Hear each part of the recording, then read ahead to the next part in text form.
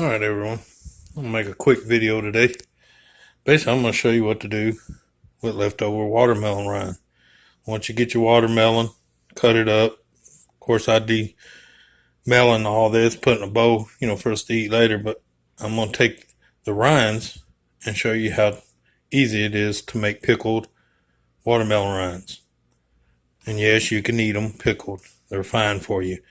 Basically, you just take your leftover rinds like this, and you just get your pillar, and you're just going to take off the hide, the green hide, because you basically just want the white and a little bit of the red.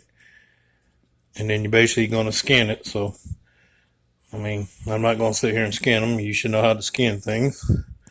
But I'm going to go ahead and pause this, and when I come back, I'll have all this peeled. Okay.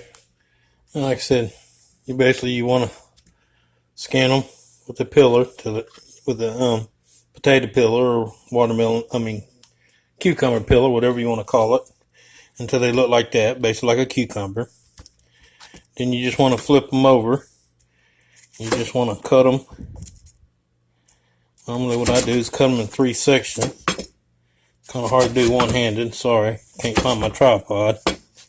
Anyway, you cut them like that. And then I cut them in about 1 by 1 inch cubes, kind of like the old sugar cubes used to be.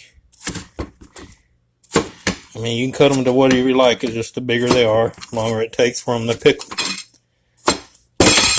And basically you just do that.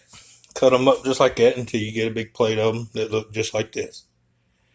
So like I said, you want to peel them. Oh, damn soon. You want to peel them until they look like that. And cut them up to a little cube about this size.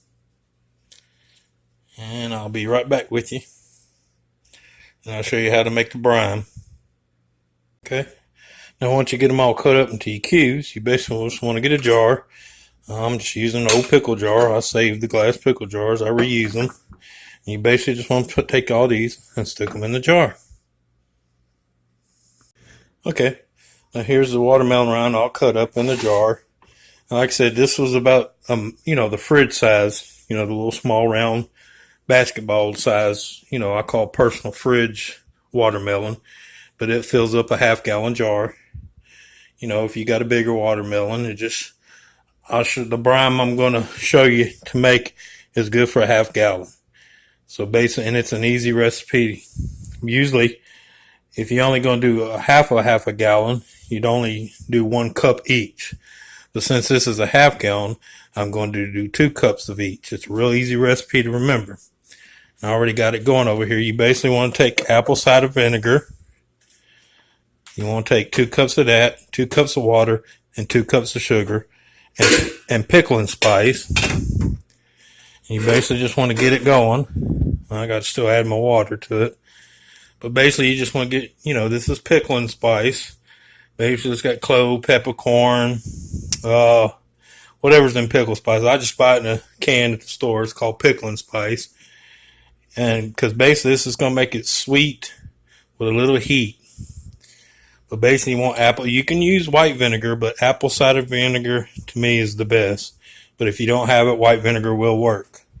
Just you get a better flavor with apple cider vinegar. But like I said, 2 cups of vinegar, 2 cups of water, 2 cups of sugar. Real easy to remember.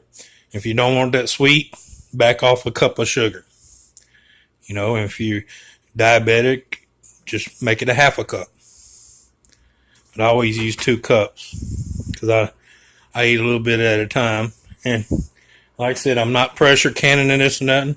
I'm basically going to just pour the brine over the watermelon rind and just put the lid on it and let it sit for about an hour. And then I put it in the fridge for about, at least 4 to 8 hours before you try to eat them. I usually go a whole day, give it a chance. But let it sit on the counter for an hour and let it cook into it. And like I said, usually this don't last but a week, 2 weeks. So it'll hold up for about 5 or 6 weeks without being, properly canned. It's vinegar. So, it might even last longer. Usually mine doesn't last more than 3 weeks, 3 to 4 weeks. So I've never had none of it go bad. But like I said, I got 2 cups of sugar, 2 cups of vinegar, pickling spice. I got about 8 tablespoons of pickling spice in there, or half a can, depending on the size you can. Let me get my water here before I forget about it. Have the kitchen smell like boiled vinegar here. And this is really easy because this is a 2 cup. And just pour that into the pot.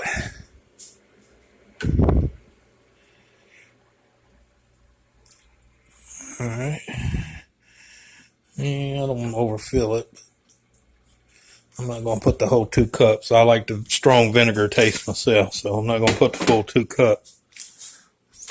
I put about 1 3/4 cups in. So, but what you want to do is let the brine come to a hard boil for about 3 minutes. And I'm not going to sit here and wait on it to boil. I'm just going to cover it, let it get up, boil for 3 to 4 minutes, and then we're going to pour it over the watermelon rinds. I'll get back with you when that time comes. All right, like I said, you get this boiling, you let it come to a rolling boil for about 3 to 4 minutes. And basically, you just want to turn it off after it gets to rolling. Just let it sit on here until it stops rolling. And you don't want it right off the stove, but just let it, calm down on the boiling. But once it calms down and it's smooth in there, not boiling anymore, then you just take it and pour it in over the watermelon rinds in a jar. All right, like I said, it's still hot. Let's see how calm it is. You basically just want to take it over and just pour it in the jar with the rinds.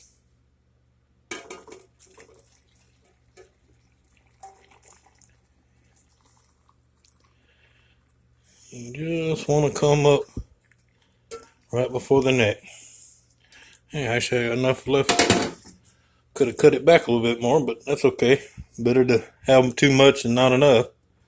And basically, you just want to screw the lid on and let it sit till it cools to touch, to where it's not so hot, room temperature.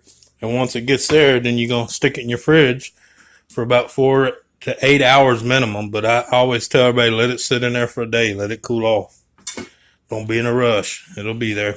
And like I said, after a couple days, after about a day sitting in the fridge, once you let it cool off on the counter for an hour or two before putting it in the fridge, I let it sit in there about 24 hours in the fridge so to get good. But I always let it sit here and finish cooling off. That way it cooks into the rinds. Oh, and one thing I did forget to tell you, when you do go to cup the rinds, you can either do it before you come up or after, but put them in the fridge for about 2 or 3 hours. Get them cold. That way they don't go soggy. They'll still have a crisp to them. The salt will have a chance to. Oh, that's another thing. 4 tablespoons of kosher salt, uniodized salt, or pickling salt, either one, as long as it doesn't have iodine in it. That's what you want to use. But put 4 tablespoons of that in there. But that way it'll soak in there and keep it crisp. But then like I said earlier, you'll end up with this right here. They'll still be crispy and they're sweet and sour. So, all right.